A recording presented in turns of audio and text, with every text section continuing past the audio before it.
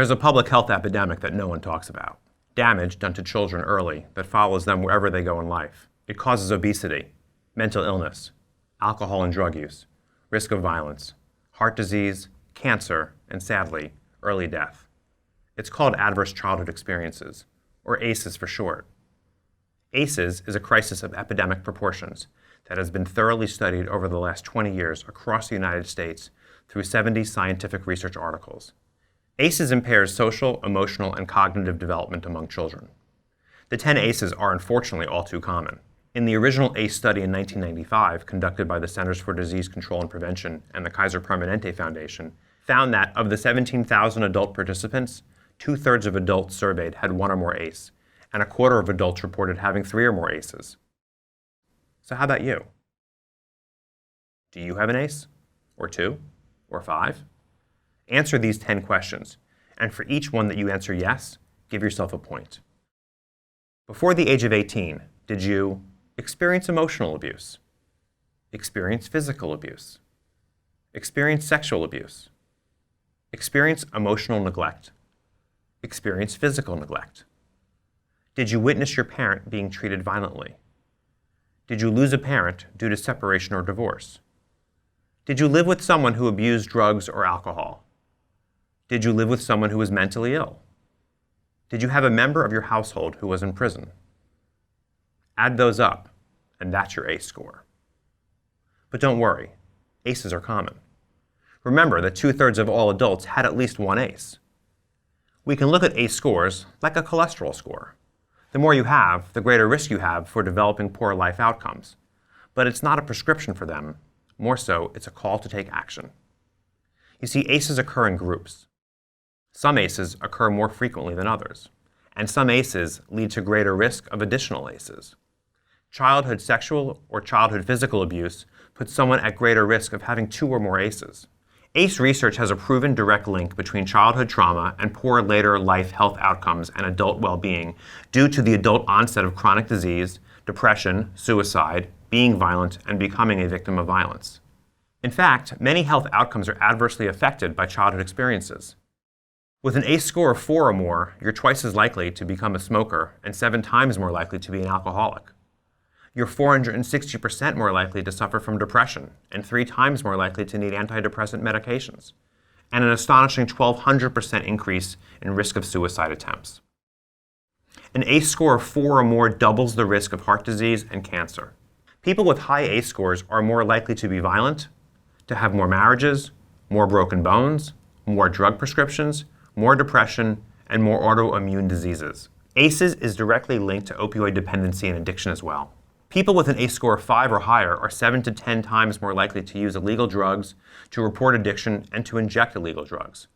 Opioid-dependent individuals report higher rates of ACEs and are associated with an earlier age of their first use, and they are at greater risk of injection drug use and overdose. Women are greatly impacted as well.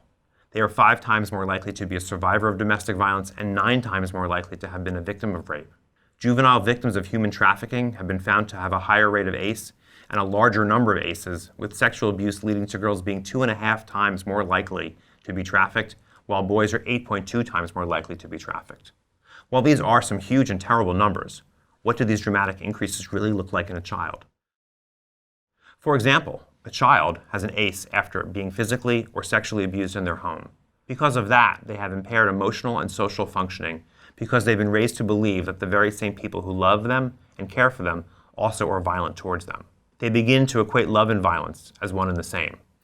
As they grow older, they may start to use self-coping mechanisms, such as drinking, to ease the pain of what happened to them. And as we've learned, this may put them at greater risk for liver disease, and then once that child has 6 or more ACEs, they are at greater risk for early death. Kids with ACEs are also more likely to get sick from run-down immune systems. They're more likely to miss school, to act out, and disassociate. These are the kids we have been misdiagnosing as having ADHD or ODD, when in reality, they have been victims of multiple abuses and dysfunctional homes. The costs to society are great as well. This costs the American economy $1.5 billion each year in expenses to child welfare, hospitalization, mental health, law enforcement, and lost worker productivity. Imagine those cost savings. So how does all this happen? You see, ACEs creates toxic stress in children. These kids grow and develop constantly under the threat with regular triggering of the fight or flight instinct. This constant stress damages developing brains and the bodies of children, overloading stress hormones, causing brain synapses to misfire and shrink, and creating post-traumatic stress disorders that unfortunately never has a post. Bodies become damaged due to constant presence of adrenaline and cortisol, which is produced from this fight or flight that now creates high blood pressure, which weakens the heart and the circulatory system. Glucose continues to be excessively produced to provide enough energy to quickly act, which becomes type 2 diabetes. Ultimately, adrenal glands give out, and the body loses its ability to fight back. Finally, this results in toxic stress, which alters our DNA that's passed on to our own children and leads to our own early death. But you can help. Start talking. Become an advocate in your community and start talking about ACEs. The only way to combat ACEs are to educate and to inform people about what ACEs are and what they look like. Build trauma-informed responses and begin to recognize the impact of these adverse childhood experiences. Begin to shift our response from what's wrong with you to tell me what's happened to you. Across the nation, pediatricians and public health clinics are screening patients for ACEs. Schools and Head Start programs are integrating trauma-informed practices. How can we stop seeing behaviors and start listening to them? Listening to what kids are trying to tell us through their actions. Studies show that to build resilience to ACEs, kids need one supportive caregiver. That person can be you. But you need to listen to behavior and not just the words a child is saying.